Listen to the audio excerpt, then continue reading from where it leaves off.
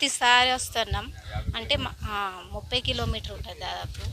అంటే మా తాతలు నడుచుకుంటూ వచ్చేటోళ్ళు, ఎడ్ల బండి వేసుకుంటూ వచ్చేటోళ్ళు. ఇప్పుడు గుట్ట మీద ఎక్కి వచ్చేటోళ్ళు.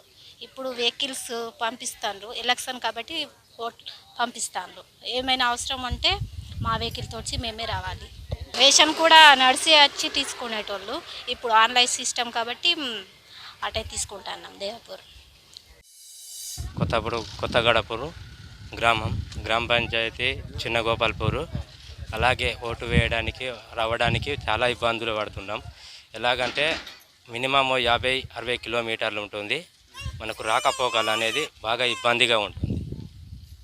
ఇప్పటికి రావడం అంటే తాతలు ముత్తాతల నుంచి రావాలంటే ఇట్లా నడుచుకుంటా కదలమ్మని వేసుకొని వచ్చేటోళ్ళు అప్పట్లో. అలాగే ఇప్పుడు వెహికల్స్ అయిపోయినాయి కాబట్టి ఇప్పుడు ఇట్లా వెహికల్ పెడుతుండ్రు, అది ఇది అని వెహికల్స్తోని బైకులు ఉన్నాయి, బైకులతోని రావడం జరుగుతుంది.